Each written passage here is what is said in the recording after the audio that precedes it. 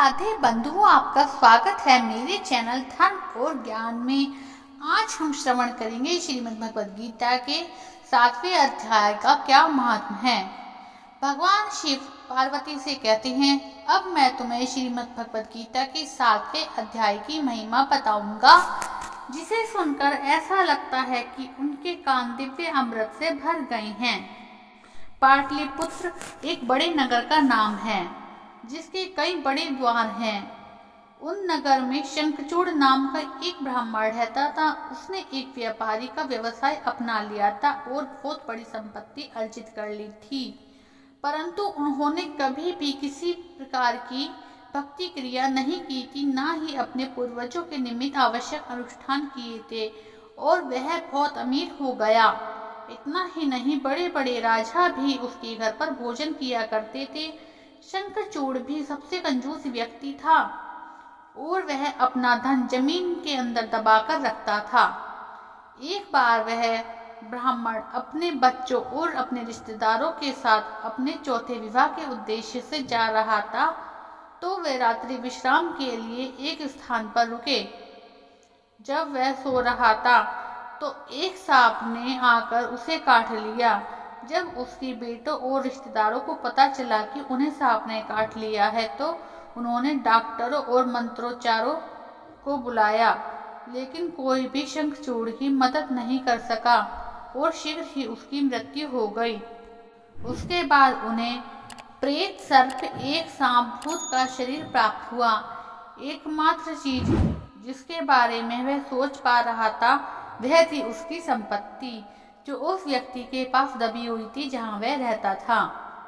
उन्होंने अपने परिवार को भी यह नहीं बताया था कि उनकी संपत्ति कहाँ है, यहाँ तक कि प्रेत सर्प के रूप में वह उस स्थान पर निवास करते थे जहाँ उनका धन गड़ा होता था, ताकि कोई दूसरा धन ना ले सके। कुछ समय पश्चात वह प्रेत सर्प के जाल में फंसने से थक गया और उसने अपने पुत्रों को सपन में दर्शन देकर उनसे अपनी सहायता करने का अनुरोध किया।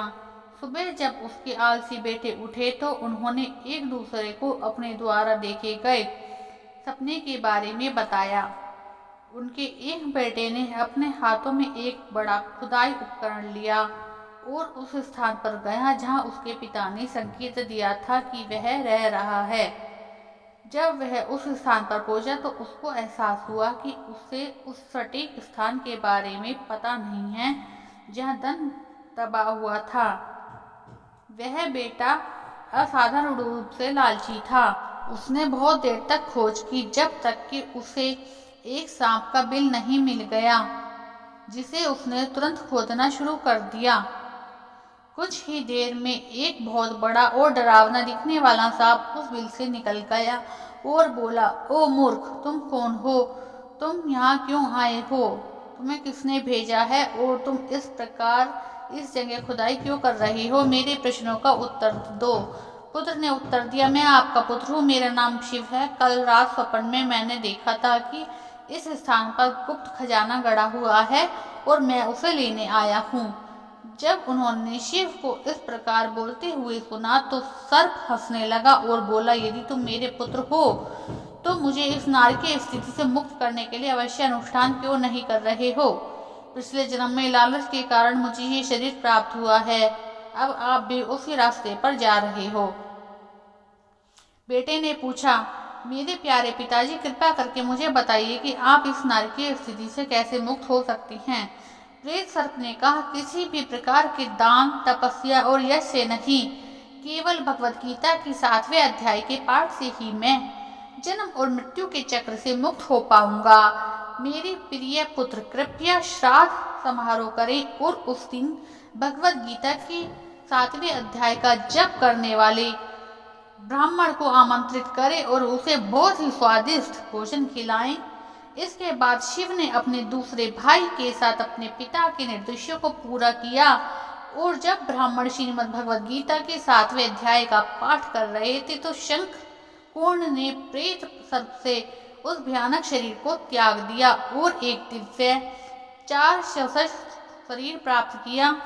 उस समय उन्होंने अपने पुत्रों को आशीर्वाद दिया और बताया कि उनकी संपत्ति कहाँ है और फिर बैकुंठ के लिए प्रस्थान किया। जिन पुत्रों का मन भगवान श्री कृष्ण में स्थिर भक्तिचित हो गया, उन्होंने उस धन का उपयोग मंदिर बनाने, कुएं खुदवाने और भोजन वितरण करने में किया।